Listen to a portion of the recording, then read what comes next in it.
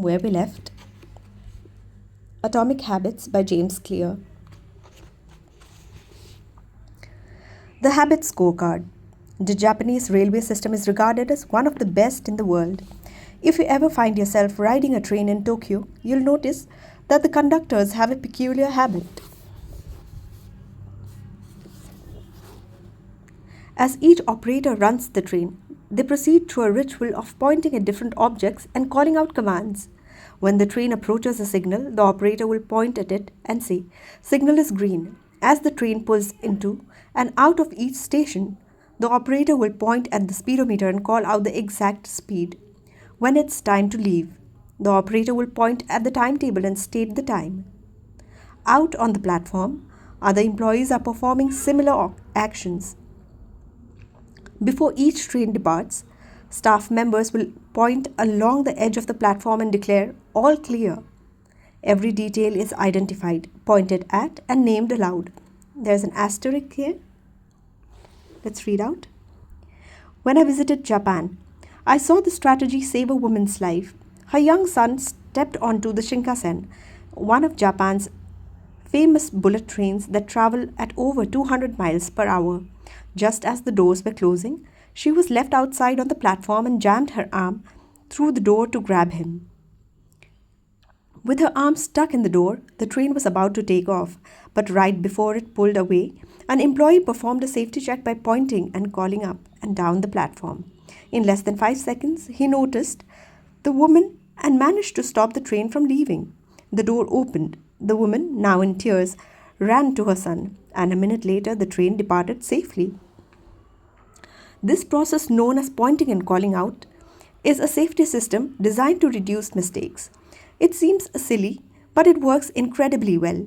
Pointing and calling reduces errors up to 85% and cuts accidents by 30%.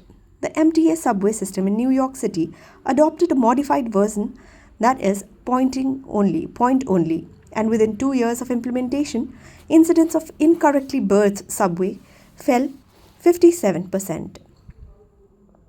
Pointing and calling is so effective because it rises the level of awareness from a non-conscious habit to a more conscious level, because the train operators must use their eyes, hands, mouth, and ears. They are more likely to notice problems before something goes wrong. My wife does something similar. Whenever we are preparing to walk out of the door for a trip, she verbally calls out the most essential items in her packing list. I've got my keys, I've got my wallet, I've got my glasses, I've got my husband. The more automatic a behavior becomes, the less likely we are consciously to think about it. And when we have done something 1,000 times before, we begin to overlook things. We assume that the next time will be just like the last.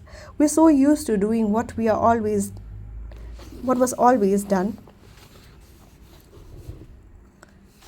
that we don't stop to question whether it's the right thing to do at all.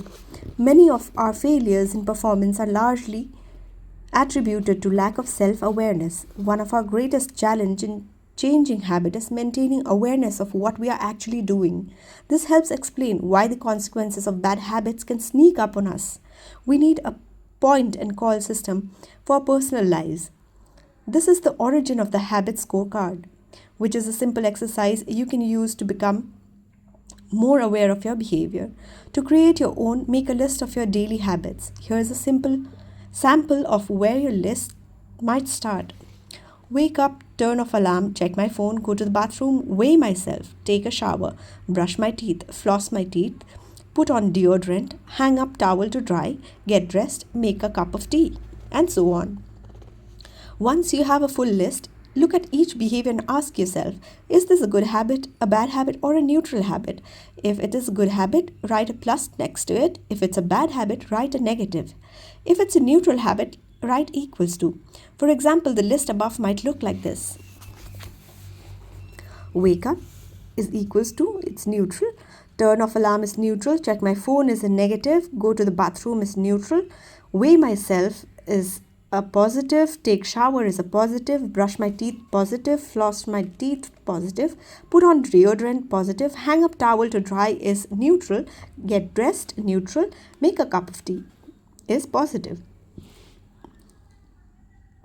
The marks you give to a particular habit will depend on your situations and goals.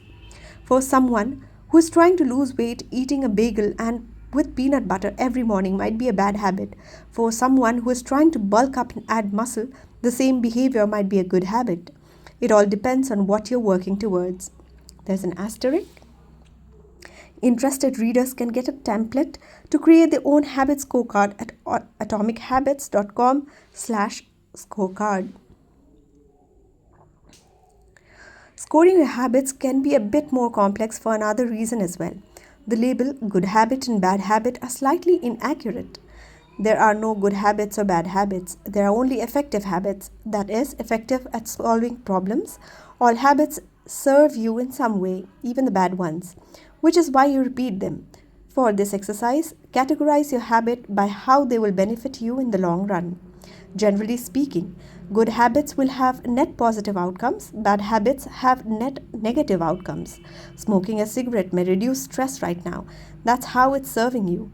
But it's not a healthy long-term behavior. If you're still having trouble determining how to rate a particular habit, there's a question I like to use.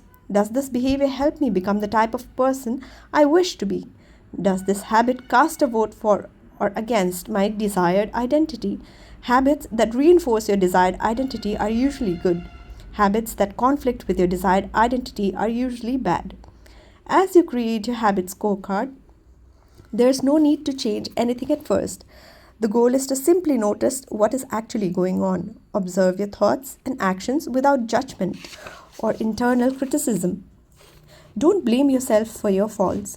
Don't praise yourself for your successes. If you eat a chocolate bar every morning, acknowledge it, almost as if you were watching someone else. Oh, how interesting that they would do such a thing. If you binge eat, simply notice that you're eating more calories than you should. If you waste time online, notice that you are spending your life in a way that you do not want to. The first step to changing bad habits is to be on the outlook for them. If you feel like you need extra help, then you can try pointing and calling in your own lifestyle. Say out loud the action that you are thinking of taking and what the outcome will be. If you want to cut back on your junk food habit, but notice yourself grabbing another cookie, say out loud, I'm about to eat this cookie, but I don't need it. Eating it will cause me to gain weight and hurt my health. Hearing your bad habits spoken aloud makes the consequence seem more real. It adds weight to the action rather than letting yourself mindlessly slip into an old routine. This approach is useful even if you're simply trying to remember a task on your to-do list. Just saying out loud, tomorrow I need to go to the post office after lunch, increases the odds that you'll actually do it. You're getting yourself to acknowledge the need for action, and that can make all the difference. The process of behavior change always starts with awareness. Strategies like pointing and calling and the habit scorecard are focused on getting you to recognize your habits and acknowledge the cues that trigger them, which makes it possible to respond in a way that benefits you. Chapter summary. With enough practice, your brain will pick up the cues that predict certain outcomes without consciously thinking about it. Once your habit becomes automatic, we stop paying attention to what we are doing. The process of behavior change always starts with awareness. You need to be aware of your habits before you can change them. Pointing and calling raises your level of awareness from a non-conscious habit to a more conscious level by verbalizing your actions. The habit scorecard is a simple exercise you can use to become more aware of your behavior.